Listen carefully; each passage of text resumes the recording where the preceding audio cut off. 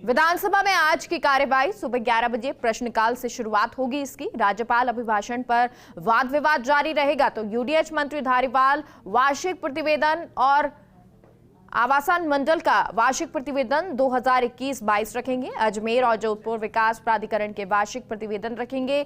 Jaipur metro corporation का 13वां वार्षिक प्रतिवेदन रखा जाएगा तो राजस्थान स्वास्थ्य का अधिकार विधेयक 2022 प्रवर समिति के प्रतिवेदन का उपस्थापन करेंगे।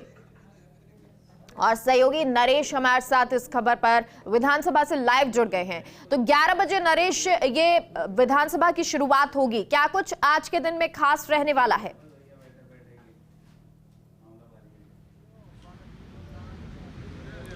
देखिए, जैसा आपने बताया कि आज का दिन है वो भी काफ़ी महत्वपूर्ण है, क्योंकि प्रश्नकाल के दौरान विधायक है वो कई महत्वपूर्ण मुद्दे आज उठाने वाले हैं। साथ में शून्यकाल पे भी विभिन्न क्षेत्रों की जो समस्या है वो सदन में सुनाई देगी। लेकिन महत्वपूर्ण है जो राज्यपाल के अभिभाषण पे जो चर्चा चल रही है, उसमें जो डिबेट जो चल रही है, उसमें जिस तरह से कल पक्ष और विपक्ष में जिस तरह से तकरार देखने को मिली थी, कई बार जो सदस्य वेल में आए थे, एक दूसरे पर आपत्ति की थी, तो वैसा ही नज़ारा आज भी देखने को मिलेगा।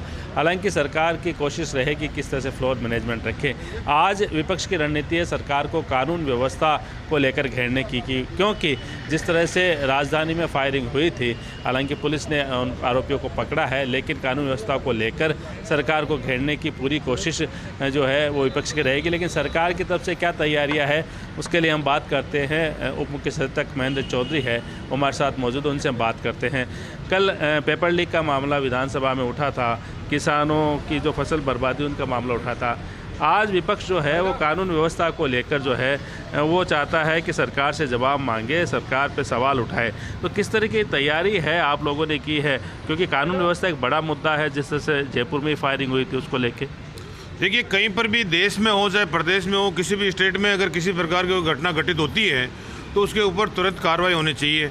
कहाँ पर घटनाएं, चाहे वो यूपी में हो, बिहार में हो, हरियाणा में हो, राजस्थान में हो, कहीं पर भी हो, घटनाएं घटित होती रहती है। लेकिन घटना घटित होने के बाद के अंदर उसके ऊपर कार्रवाई होना, ये राजस्थान एक ऐसा प्रदेश है जिसने हाथों हाथ घटना घटित होती है तुरंत गिरफ्तारियाँ करी है, वरना महीनों महीने भर तक जो है वो घूमते रहते हैं, पकड़ में नहीं आते। तो कानून व्यवस्था की प्रकार की जो बात है, मुखिया ने भी ये प्रकार को बार बार दोहराया है कि हर गलती कीमत मांगती है। जो भी अगर ऐसी कोई अपराध करेगा, घटना करेगा, तो उसको सजा मिलेगी, और राजस्थान के अंदर इसका सबसे बड़ा उदाहरण है। सरकार का जो पक्ष हमने जाना है, लेकिन विपक्ष की क्या तैयारी है? रामलाल शर्मा हमारे साथ मौजूद हैं, भाजपा विधायक, उनसे बात करते हैं। कानून व्यवस्था को लेकर महेंद्र जी कह रहे हैं कि लगातार एक्शन हुआ है, लेकिन आपकी तैयारी है कि सरकार को आज इसी मुद्दे पर घेरा जाए? काफ़ी गंभीर आरोप आपने भी लगाए हैं। देखिए, अपराधियों के मन मस्तिष्क से पुलिस का और सरकार का कोप निकल चुका है। अपराध करने से पहले ये नहीं सोचते कि कानून के दायरे में मुझे सज़ा भी मिलेगी, लेकिन वो ये सोचते हैं कि कानून हमारा कुछ नहीं बिगाड़ सकता, पुलिस हमारी कुछ नहीं बिगाड़ सकती। सरेआम हत्याएं जितनी जयपुर शहर के अंदर हुई है, मेरे ख्याल से इतिहास के अंदर पिछले 20 सालों के अंदर जितनी हत्याएं नहीं हुई जो 1 साल के अंदर हुई है। गैंगवार की घटनाएं, जिस तरीके से अपहरण की घटनाएं, फिरौती की घटनाएं, कई लोग तो ऐसे हैं जो अपने जीवन बचाने के लिए चुपचाप पैसे देते हैं, पुलिस के पास जाते भी नहीं है। वो ये सोचते हैं कि पुलिस के पास जाकर क्या करेंगे, पुलिस कुछ करने वाली नहीं है, अपराधियों को पकड़ने वाली नहीं है, और पुलिस के पास जो संसाधन है उससे कई गुना अधिक आधुनिक तकनीकी के आधार के ऊपर अपराध को कारित करने का काम कर रहे हैं। तो राजस्थान की पुलिस, अभी सरकार कह रही है कि साहब कोई घटना घटित हो जाए उसके बाद में तत्परता के साथ कार्रवाई। हम तो ये कहते हैं कि घटना को कारित करने से पहले 4 बार सोचे कि इसका अंजाम ये भी हो सकता है। अब आज राजस्थान के अंदर बजरी माफिया, शराब माफिया, खनन माफिया जिस मर्जी आए वैसा अंजाम दे रहे हैं। एसडीएम के ऊपर हमला, एसएचओ के ऊपर हमला, तहसीलदार के ऊपर हमला, फॉरेस्ट ऑफिसर पे हमला, हर अधिकारी आज दहशत के अंदर है, कोई कार्रवाई करना नहीं चाहता। माफिया को लेके लगातार महेंद्र जी सवाल उठे हैं, लगातार इस तरह की बातें आती हैं, चाहे वो शराब माफिया हो, बजरी माफिया हो, और जो जिस तरह से गैंगस्टर एक्टिव हो रहे हैं उसको लेके तो ज़रूर अब आप लोगों को सोचना पड़ेगा कुछ।